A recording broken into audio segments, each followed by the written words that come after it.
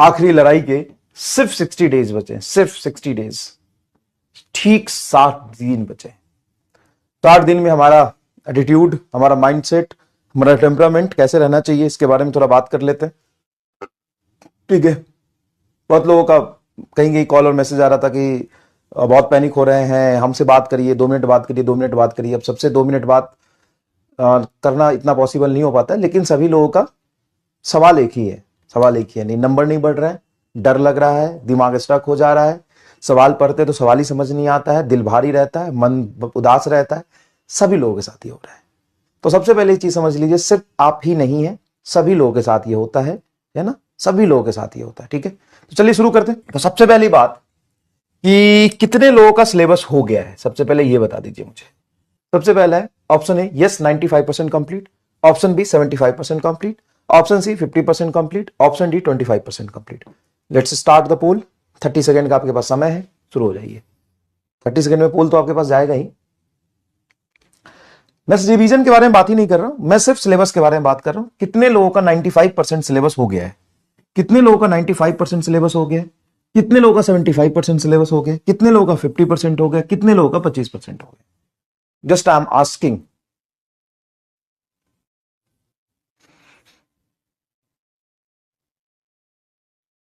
एक चैप्टर बचा है तो 95% हो गया, मतलब 1 या 2 चैप्टर बचा है तो 95% हो गया, उस लगभग 75 से ज्यादा ही हुआ ना, 95% चलेगा, 90 to 95%, 90 to 95%। एक चैप्टर बचा है तो 90 to 95% हो गया।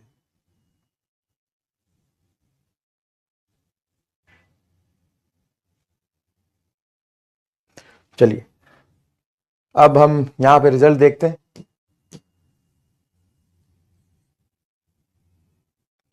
सिक्सटी 60% लोगों का सिलेबस 95% से ज्यादा हो गया, 60% लोगों का सिलेबस, ठीक है।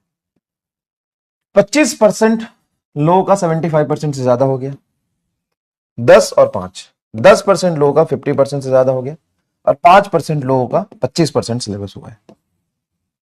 ठीक है, 25% सिलेबस हुआ है। वेरी गुड, बहुत अच्छी बात, बहुत अच्छी बात। अब आपको क्या करना है कि ये जो 10% लोग हैं completely shift on crash course और उम्मीद। Same for here, same and same, same मतलब 60% जनता जो है वो ठीक है, बाकी इनको शिफ्ट ऑन क्रैश कोर्स या रिवीजन वीडियो जो दिया है वहां से देखिए, और वन शॉट, ये आप अभी सिलेबस 1-2 चैप्टर बचा है, बैच से ही कंप्लीट करेंगे, बैच से ही कंप्लीट करेंगे, इधर उधर जाने की जरूरत नहीं है, कोई बड़ी बात नहीं है। क्रैश कोर्स के लेक्चर आपके बैच में डले हुए हैं, नहीं भी डले हैं तो आप उम्मीद के लास्ट ईयर के वीडियो देख लीजिए, कोई प्रॉब्लम नहीं है, उम्मीद के लास्ट ईयर के वीडियो देख लीजिए, है ना।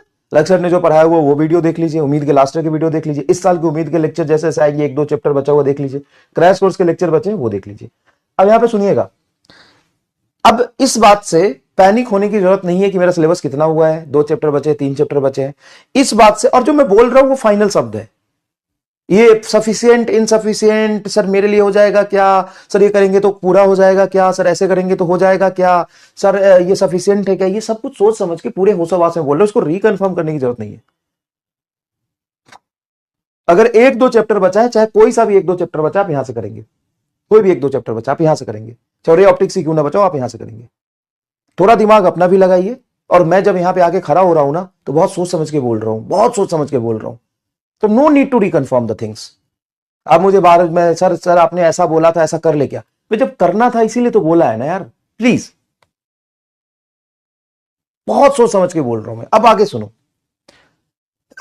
इस बात से फर्क नहीं पड़ता कि आपने सिलेबस कितना कंप्लीट किया है, आपने रिवीजन किया है या नहीं किया है, आपने क्वेश्चन प्रैक्टिस किया है नहीं किया है, आपने टेस्ट दिया है नहीं दिया, इस बात से कोई फर्क नहीं पड़ता, क्योंकि सभी बच्चों के साथ कुछ ना कुछ प्रॉब्लम एसोसिएटेड है।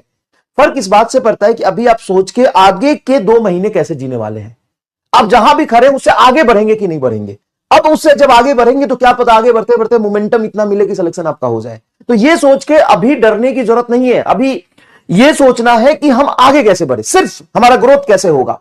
आप ओवर थिंकिंग करके, आप अपने दिमाग को भारी करके, आप पछता के क्या 2 महीना ठीक कर सकते हो? नहीं सर, लेकिन हमें नहीं लग रहा कि मेरा सिलेक्शन हो पाएगा, तो डिसाइड कर ले, या तो आज छोड़ दे, नहीं तो 2 महीना जान लगा के पढ़ और बीच में कुछ भी नहीं सोचेगा। अगर तुम्हें लगता है कि तू नहीं कर सकता है तो आज ही छोड़ दे, आज ही छोड़ दे सब कुछ।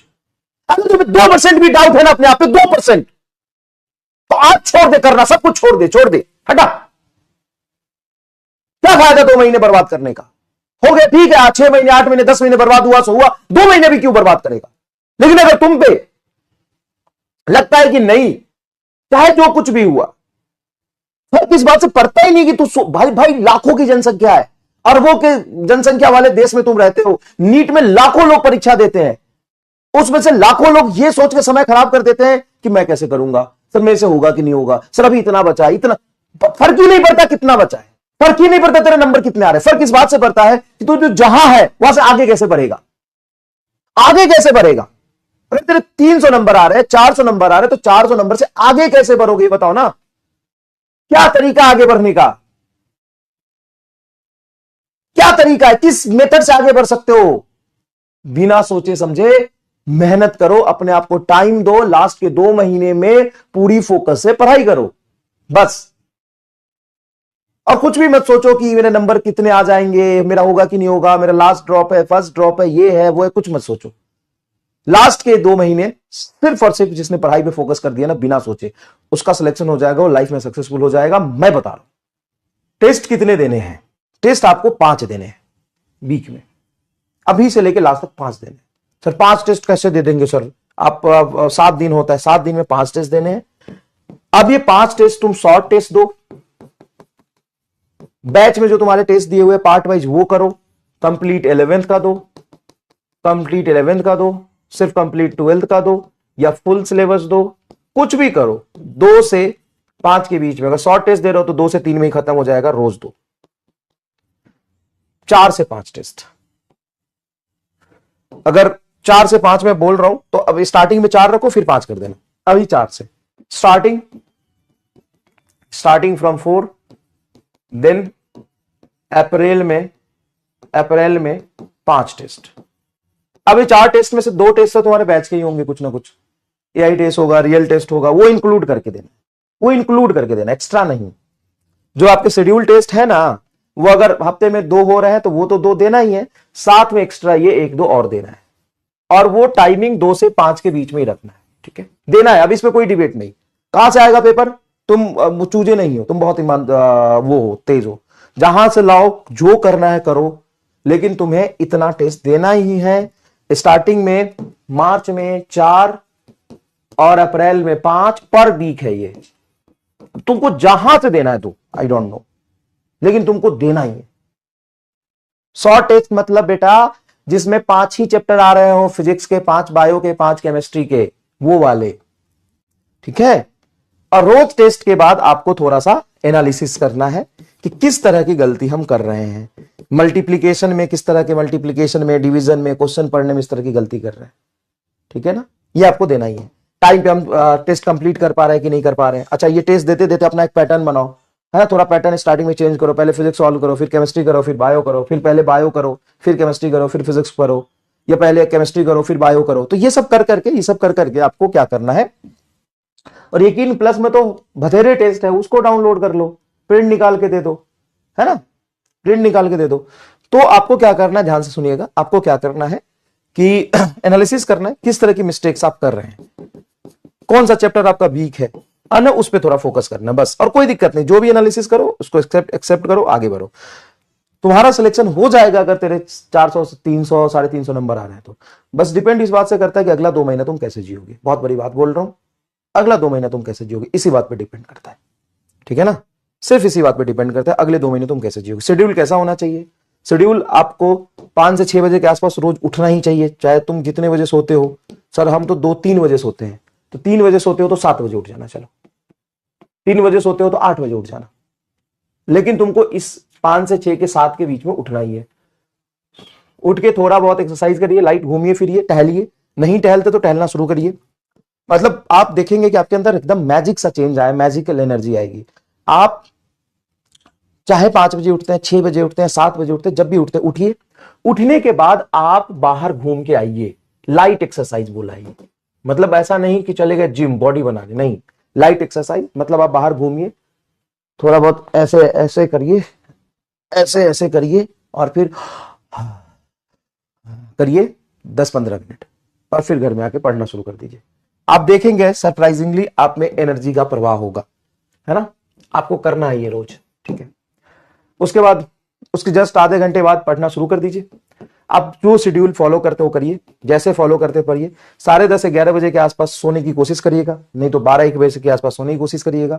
तुम जैसे पढ़ रहे हो वैसे ही पढ़ना है। कई लोग बोलेंगे सर हम पूरी रात पढ़ते हैं, पूरी रात पढ़, तो इसको फॉलो मत कर, मैं भी बता रहा हूं, कोई दिक्कत नहीं है।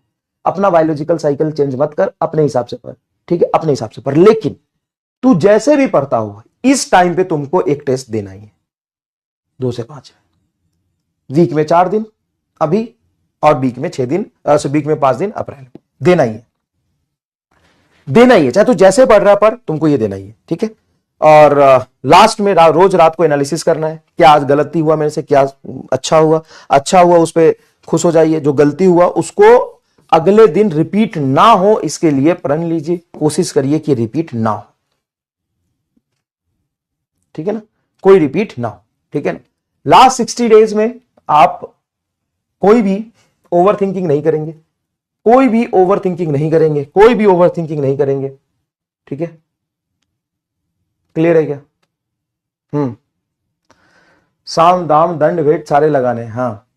Last 60 days no overthinking please, no distraction please, no distraction please, no overthinking, no distraction, more water intake, अच्छा खाना खाइए, अच्छे से पानी पीजिए, जरूरी रहता है ये चीज, बहुत छोटी बात है लेकिन इसका ध्यान रखिए थोड़ा सा, है ना। थोड़ा वॉक कर लेना, पानी पर थोड़ा फोकस रखना, है ना।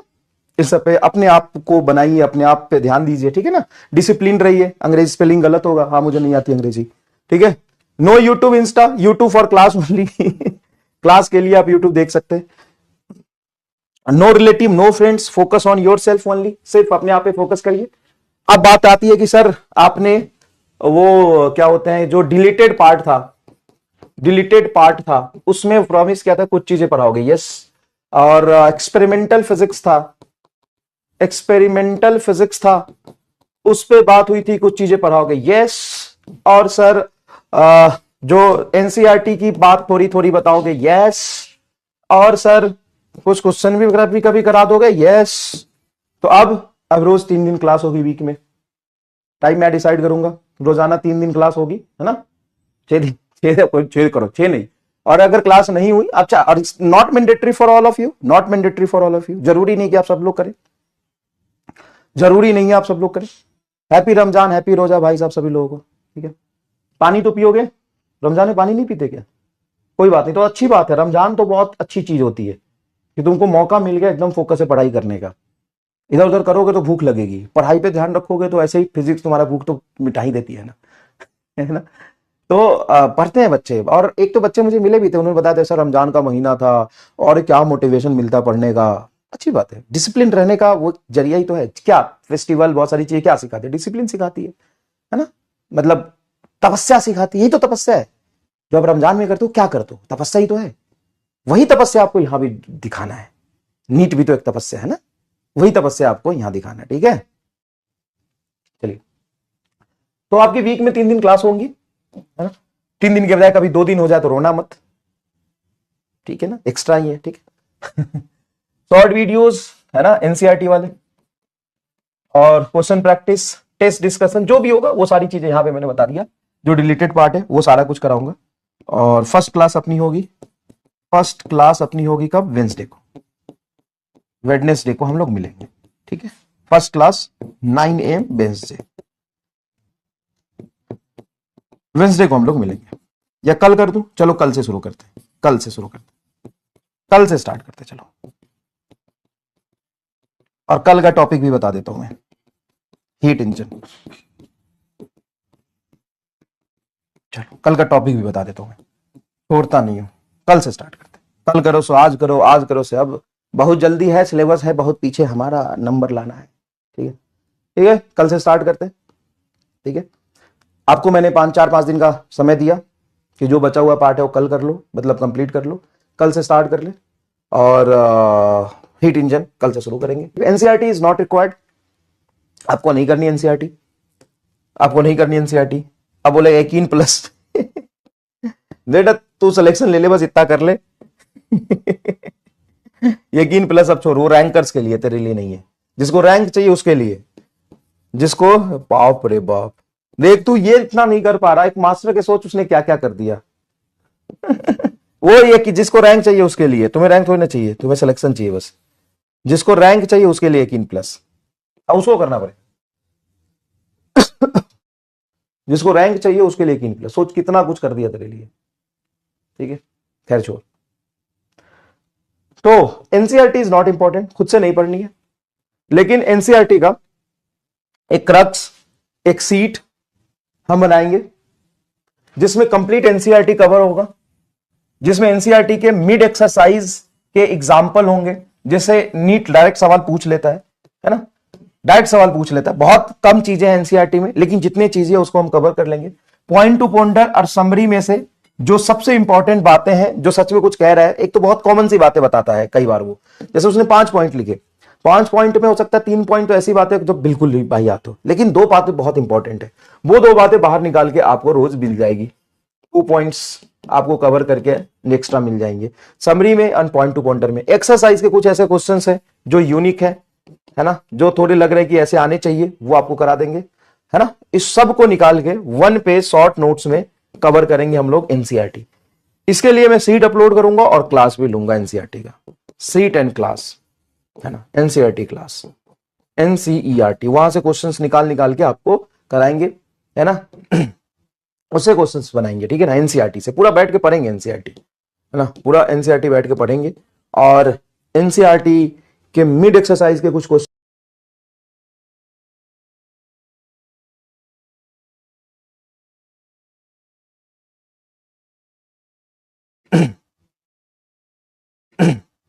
उससे क्वेश्चंस बनाएंगे, ठीक है ना। एनसीईआरटी से पूरा बैठ के पढ़ेंगे एनसीईआरटी, है ना, पूरा एनसीईआरटी बैठ के पढ़ेंगे। और एनसीईआरटी के मिड एक्सरसाइज के कुछ क्वेश्चंस, है ना, मिड एक्सरसाइज के कुछ क्वेश्चंस, पॉइंट टू पॉइंटर्स के सारे पॉइंट, समरी के सारे पॉइंट, एक्सरसाइज के क्वेश्चंस, है ना, जो आने के चांसेस है, वो सब निकाल के एक सीट बनाएंगे और उस सीट से क्लास लेंगे अपन, है ना, वो क्लास में कराएंगे, है ना, रिवीजन भी हो जाएगा उससे। एक अलग एनसीईआरटी की पूरी बात है, आपको लगेगा सारी चीजें रिवाइज हो रही, कुछ भी नया नहीं है, लेकिन आपने जो पढ़ा है ना उसमें सिर्फ 25-30% एनसीईआरटी में, सिर्फ 25-30% एनसीईआरटी में सब कुछ पढ़ा है आपने, आपने 75% एक्स्ट्रा पढ़ा है जो नीट में आता है, लेकिन वो जो 25% एनसीईआरटी में है ना, उसको मल्टीपल टाइम्स पढ़ना पड़ेगा, क्योंकि एनटीए ज्यादातर फोकस रहता है एनसीईआरटी बेस्ड थोड़ा। तो जो एनसीईआरटी में 25% चीज है ना, उसको मल्टीपल टाइम्स हमें पढ़ लेना चाहिए, तो वो मैं कराऊंगा पूरा, 11th-12th पूरा कराऊंगा और बैच में ही कराऊंगा एनसीईआरटी के सारे बात यहीं से। थैंक यू सो मच, बहुत अच्छा लगा आप लोगों से बात करके। देखिए सब लोगों से इंडिविजुअली कनेक्ट करके हम बात कर पाए, पॉसिबल नहीं है, मुझे भी बुरा लगता है, लेकिन जो फैक्ट है वो है, हर लोगों से अगर मैं पर्सनल लेवल पे कनेक्ट करूं तो बहुत टाइम लगेगा, और यहाँ पे पर्सनल लेवल पे कनेक्ट होकर आपको संतानवा लेना है कि आपको सिलेक्शन लेना है, खुद डिसाइड करिए, सिलेक्शन आपसे खुद का होगा, हम क्या करेंगे गाइड कर सकते हैं बस, आपके मेहनत से ही आपका सिलेक्शन होगा। तो आप छोटे बच्चे तो हो नहीं, डिबिया हो क्या, डिबिया हो क्या, नहीं हो ना, तो छोटे बच्चे तो हो नहीं, तुमको जब तक मेरे से 10 मिनट बात कर लो उससे कुछ नहीं होगा, होगा क्या, आपके डिसिप्लिन से, आपके मेहनत से, आपके फोकस से, आपके कंसंट्रेशन से, आपके खुद के से ही सिलेक्शन होगा।